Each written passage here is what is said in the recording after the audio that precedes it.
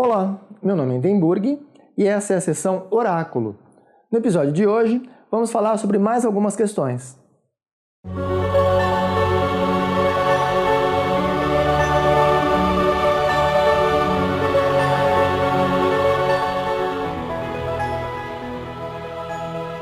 Como descartar uma teoria científica?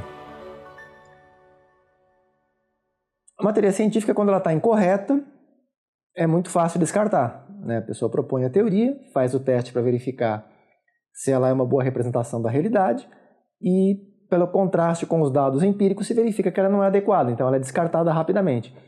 Tem alguns casos que elas são apropriadas dentro de um certo limite de medida experimental e elas duram décadas, séculos, milênios, e à medida em que se vai melhorando a qualidade dos instrumentos e se vai fazendo medidas cada vez mais acuradas e mais precisas, se começa a verificar que o modelo já não é tão bom, né? Ele não é suficientemente bom para medir até aquele nível de precisão que nós conseguimos medir.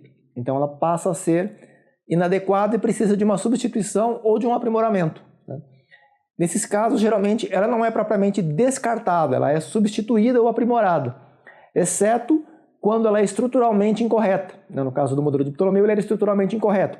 A teoria da gravitação, ela não era estruturalmente incorreta, ela era só incompleta, né?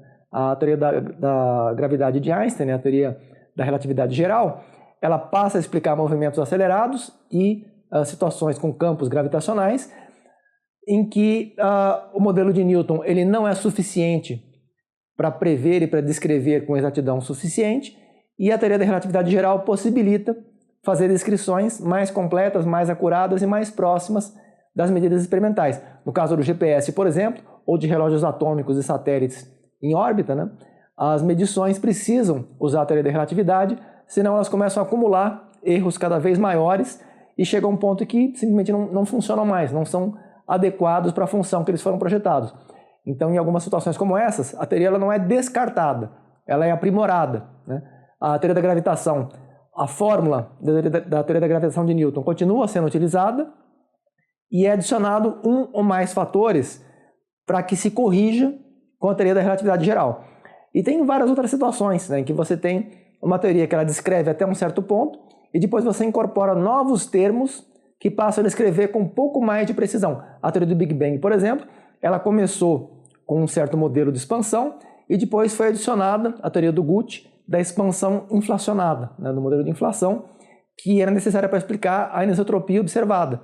Então foi um aprimoramento e ela não foi descartada, não foi substituída nem descartada. Ela foi simplesmente ampliada e aprimorada para se manter em conformidade com as medições experimentais. Então essas são as situações, né? A pergunta é como descartar uma teoria científica? Acho que talvez, não sei se seria como ou quando, né? Quando descartar é quando ela apresenta inconsistência com os dados empíricos e não é possível fazer um aprimoramento que dê para salvar a teoria. Nem sempre é desejável, por exemplo, o modelo de Ptolomeu, ele foi salvo muitas vezes, né? Ele não se adequava, o modelo de Eudoxo, né? O modelo de Aristóteles e Ptolomeu, eles foram salvos várias vezes, eles não se adequavam muito bem aos dados experimentais, então se introduzia epiciclos, equantes, gradientes e outros elementos matemáticos que possibilitavam corrigir as posições, corrigir os cálculos, né, onde deveriam estar os planetas, e a partir daí a teoria ia sendo remendada sucessivas vezes. E a estrutura geral era inadequada, mas ela era sucessivamente... a gente acreditava-se na época que ela era aprimorada, mas na verdade ela estava sendo remendada. E muitas vezes acontece também com teorias atuais, né, que nós acreditamos que estamos aprimorando, quando na verdade estamos apenas remendando. Isso só vai ser descoberto no futuro, daqui a alguns séculos, alguns milênios, quando se verificar que a estrutura geral do modelo talvez não fosse adequada para descrever os fenômenos que ela pretendia descrever. Então é basicamente isso, né? As teorias científicas, elas são ou descartadas, ou aprimoradas, ou substituídas quando se depara com inconsistências, né, entre as medidas experimentais e as previsões teóricas. E nesses casos, né, se houver uma outra teoria que possa substituir ou, se for necessário, criar aprimoramentos que salvem a teoria, esses procedimentos são adotados. Quando não tem como salvar a teoria, geralmente ela é descartada.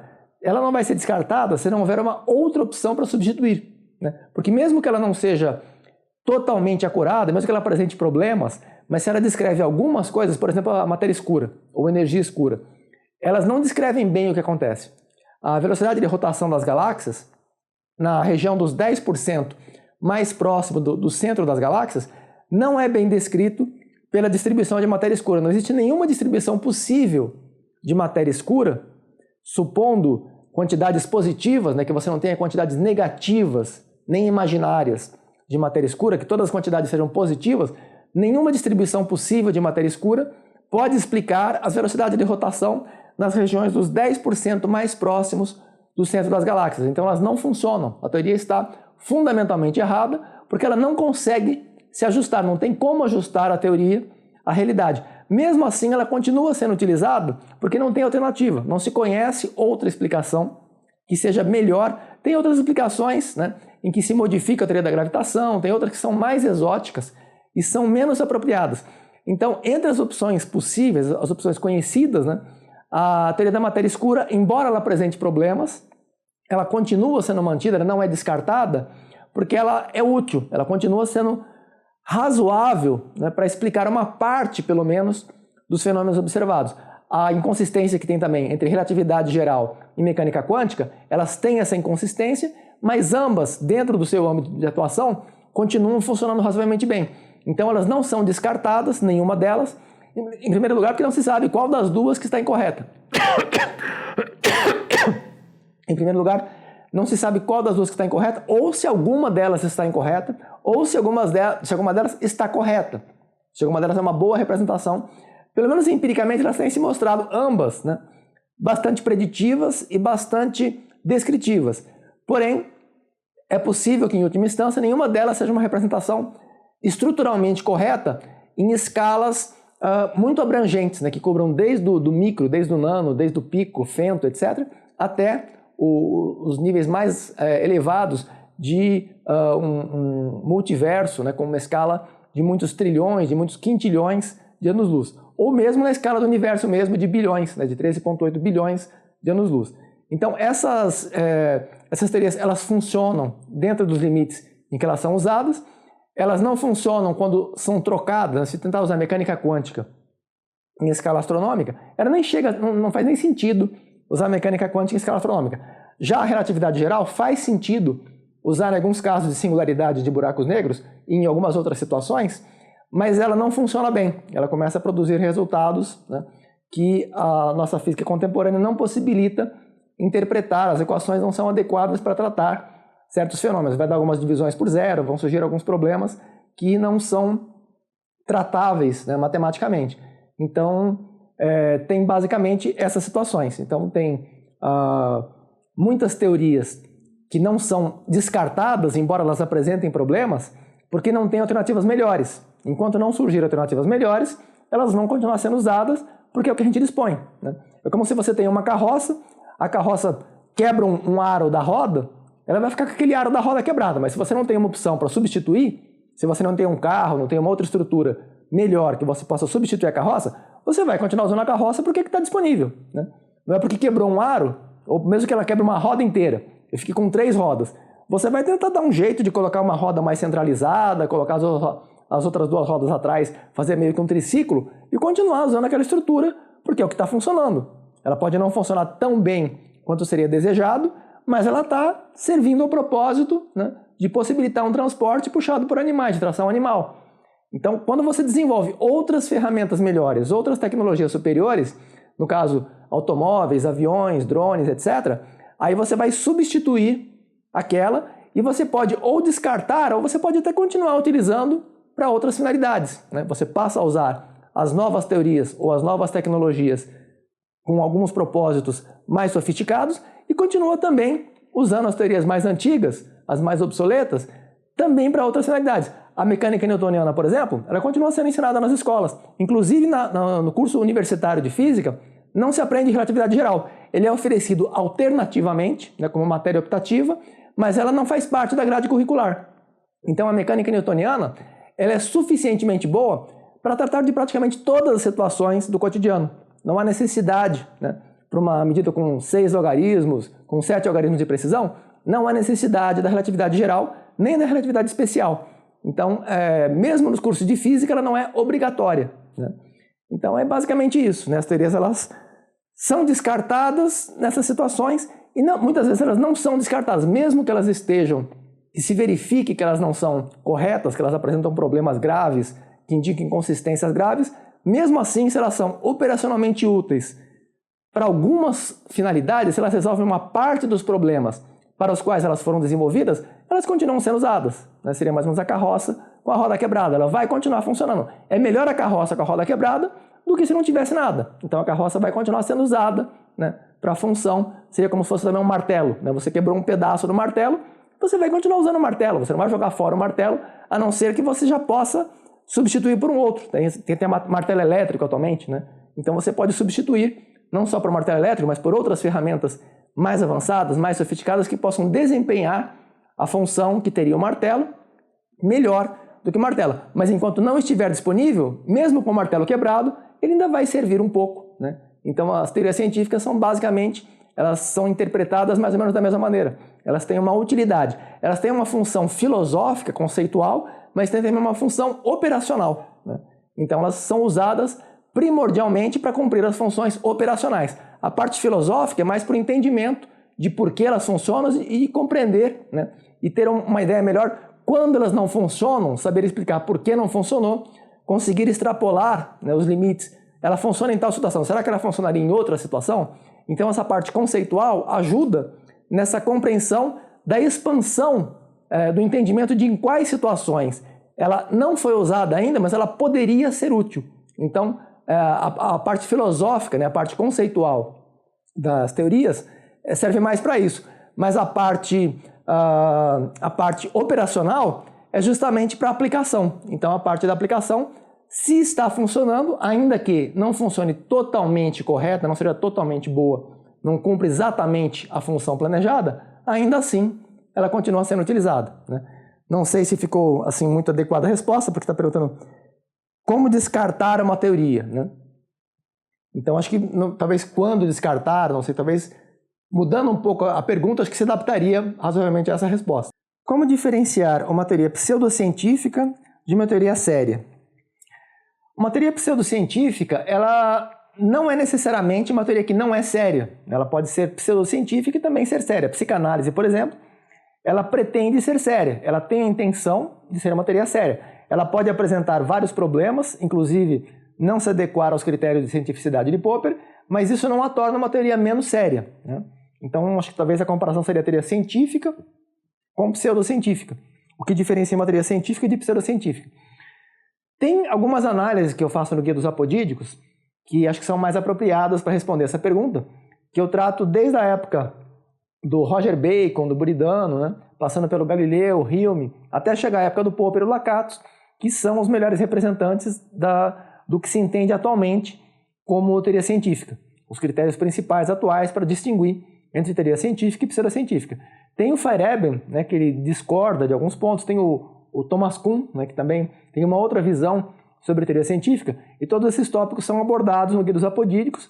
Então quem tiver interesse em se aprofundar, eu recomendo que leia o Guia dos Apodídicos. Tem mais de um dos volumes que trata dessa questão, acho que é o volume 1 e o 3, se não me engano, que tratam dessa questão de comparação, né, entre teoria científica e pseudocientífica e outros aspectos, né, as limitações da teoria do Popper, etc, etc.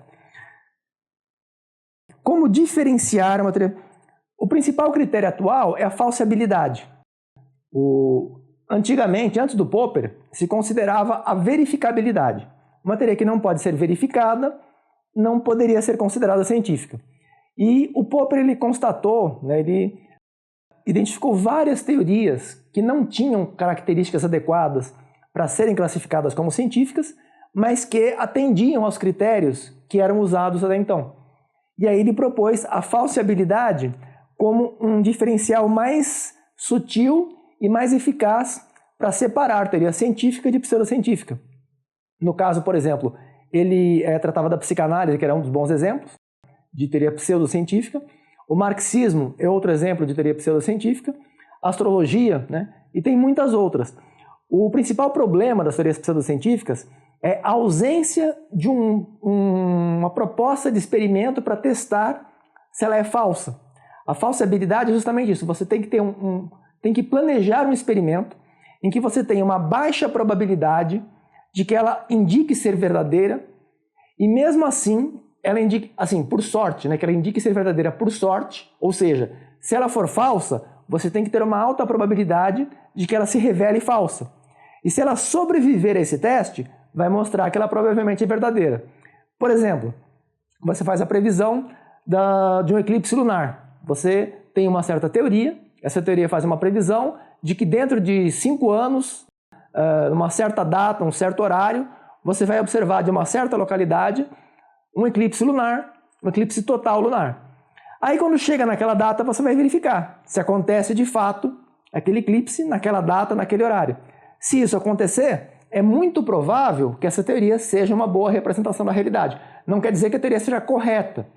Por exemplo, a teoria do Ptolomeu, ela previa eclipses e era errada, né? Era uma teoria estruturalmente errada, mas fazia previsões com boa precisão. Antes do Ptolomeu, muito antes do Ptolomeu, já tinha o ciclo de Saros, que é de 54 anos. Já era um ciclo usado desde os babilônios. E era um ciclo que possibilitava prever eclipses com grande precisão. O Tales de Mileto, por exemplo, ele previu um eclipse em 585 a.C., em que ele usava o ciclo de Saros e previu a data, horário e local onde ia ser observado o eclipse. E aconteceu de fato na data e horário, né, previstos. Então, é possível, mesmo com uma teoria errada, estruturalmente errada, fazer previsões que acertem. Mas a probabilidade de uma teoria errada acertar na previsão geralmente é baixa. Então se assume que se a teoria faz uma previsão e o resultado é compatível com a teoria, então ela é plausível, ela já não é errada. Se o resultado é inconsistente com a previsão, você já verifica que a teoria é errada. Ela ainda pode ser útil, né? Ela pode servir para algumas previsões, mas não para outras. Então ela pode ser útil, mas ela é estruturalmente errada. No caso da pseudocientífica, ela não é testável. Você não tem como fazer um teste para verificar se ela é verdadeira ou não.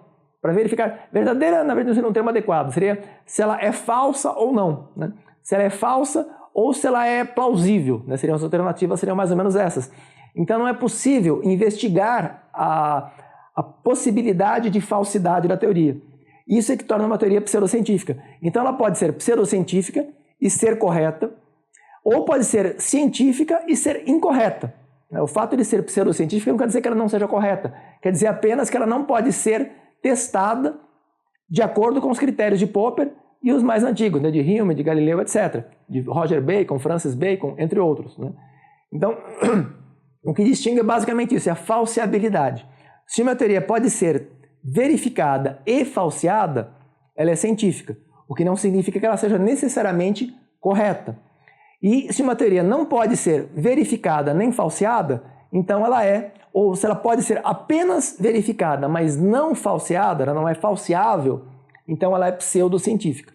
E aí tem vários pontos a serem discutidos, porque quais são os testes que podem ser considerados suficientes para verificar a falsidade de uma teoria, né? Então, não é muito bem definido isso, há uma certa nebulosidade nesse critério, não é um critério muito claro. É muito diferente de você colocar, por exemplo, se passou de 3%, sim, se menos de 3%, não. Não existe isso. É muito nebuloso, né? O que é um teste adequado para verificar se a teoria da gravitação está correta, se ela é falsa, né? Qual seria o teste adequado para isso? Então é muito difícil você estabelecer quais testes. Você pode dizer, eu posso soltar um objeto aqui, se ele cair, né, e tal, é porque a gravidade...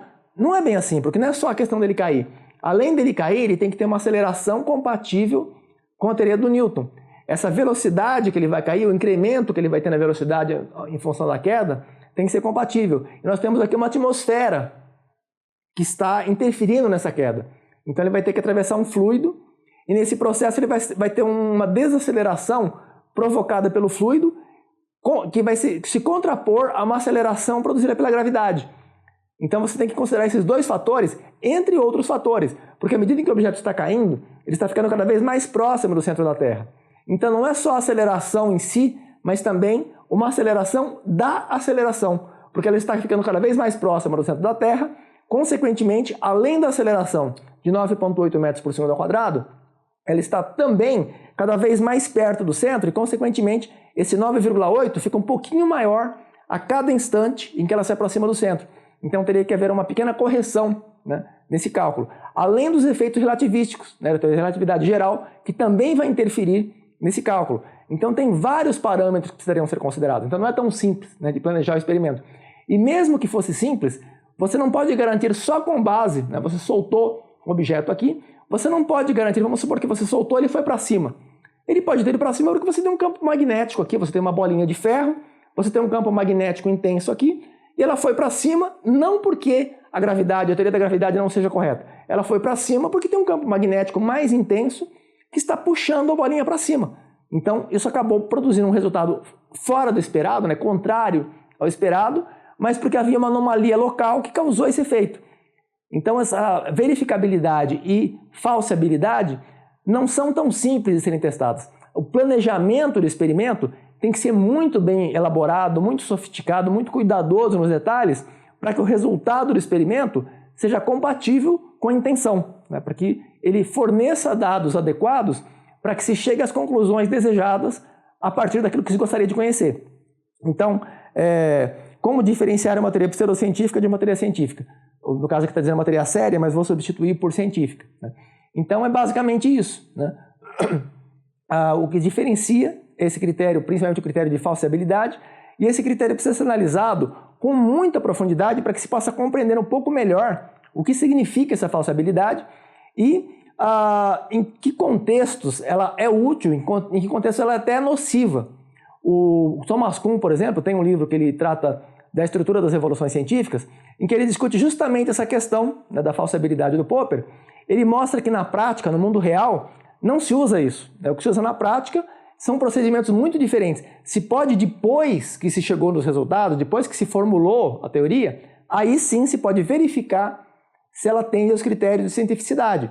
Porém, durante o processo criativo de desenvolvimento da teoria, não se pensa, né? Ninguém vai pensar, vou testar se é falseável. Não, a pessoa tem uma ideia, começa a desenvolver essa ideia, e a partir daí tem todo um processo muito sinuoso, não é um processo linear, né? Não é seguir uma cartilha que vai levar à resolução.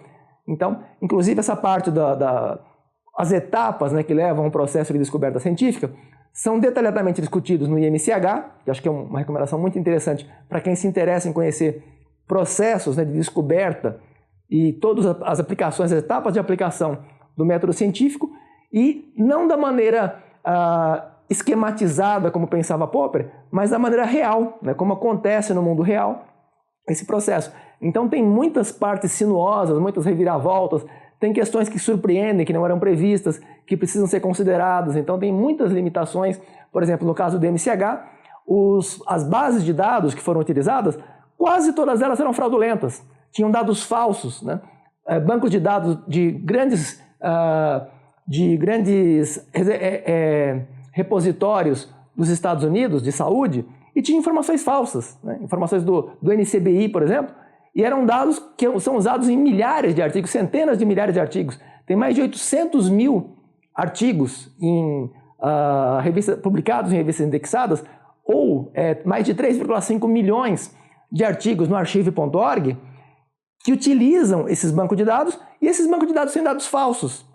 Então, quer dizer, quando você começa a analisar e vai usar esses dados para fazer um estudo, você depara com problemas, né, que não eram previstos. Não era previsto que encontrar um banco de dados, um dos principais bancos de dados do mundo, da área de saúde, com várias informações incorretas. E não apenas incorretas, mas há indícios de que as pessoas foram inventadas. Não eram pessoas reais que compunham algum desses bancos de dados. Então isso é um completo absurdo, né? E você depara com esse problema, inicialmente você tem uma hipótese, quando você começa a resolver o problema, você depara com esse absurdo. Nossa, esse banco de dados tem dados fraudulentos, como é que eu vou fazer agora? Aí você tem que reformular as suas ideias, tem que refazer uma parte do experimento, tem que encontrar outras fontes de dados. Como é que você faz para saber se essas fontes de dados são confiáveis ou não? Você tem que desenvolver teorias para testar a legitimidade dos dados, né? Então tem vários problemas imprevistos que acabam surgindo quando você vai desenvolver uma teoria no mundo real, que é muito mais difícil do que simplesmente aplicar o método do Popper como se fosse uma cartilha passo a passo. Não é assim que funciona no mundo real. Então o livro MCH, ele é uma boa referência, né, uma boa fonte de análise, de estudo, para entender como funciona o processo de descoberta científica, passo a passo, e as dificuldades que surgem, né, no mundo real, quando se depara, né, com muitos imprevistos, com muitos problemas que não deveriam existir, mas que na prática existem, e que é necessário superar esses problemas durante o processo de criação intelectual e científica. Então é basicamente isso, né? Então, o que diferencia uma teoria científica de uma pseudocientífica é o critério de falsibilidade, e não é tão simples assim, né? Aplicar corretamente o critério de falsibilidade não é tão trivial quanto alguns fazem parecer. Um outro ponto que eu acho importante comentar em relação à falsibilidade é que tem muitas fontes, né, livros, revistas, websites, até na Wikipedia, que tem informação incorreta, tem descrição incorreta, colocando um exemplo do cisne negro entre cisnes brancos e tal, para explicar o que é a falsibilidade, e não é isso que é falsibilidade, está incorreta, essa explicação é totalmente incorreta. Essa explicação é útil para distinguir o método de indução finita do método de dedução, o método dedutivo do método indutivo. Não tem utilidade nenhuma para compreender o processo de falsibilidade, inclusive leva a interpretações grosseiramente incorretas do que é a falsibilidade. Então, quem tiver interesse, inclusive no Guia dos Apodídicos, tem uma explicação bastante detalhada e correta. Comento o exemplo do cisne, explico por que o exemplo do cisne é gravemente incorreto e dou um outro exemplo, dou dois exemplos, na verdade, e mostro, né, o que é realmente a falsibilidade e de que maneira se deve interpretar as limitações e os pontos positivos, né, dessa metodologia, não só no processo de distinção do que é ciência e pseudociência, como também no processo de desenvolvimento de uma atividade criativa na área científica. Então é basicamente isso. E muito obrigado a todos pela atenção e até breve, se Deus quiser.